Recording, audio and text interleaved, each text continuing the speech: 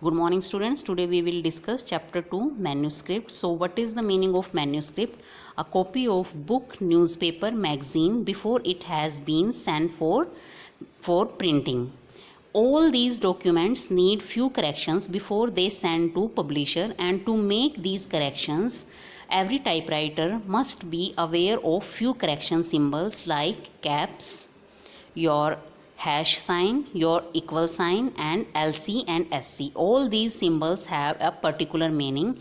If caps is written over any particular text, it means you have to change that particular text into capital letters. If hash sign is written, it means you have to insert space between the particular letters.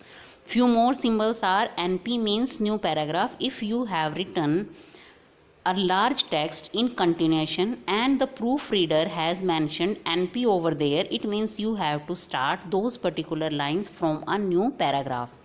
D means delete. You have to delete particular text over which D is written. CTR means centralized. If you have written anything in your manuscript and that is not properly aligned, then you have to align that centrally.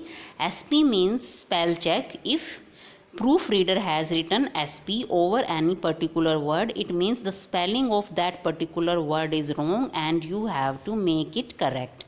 Few more symbols are question mark and your left and right signs.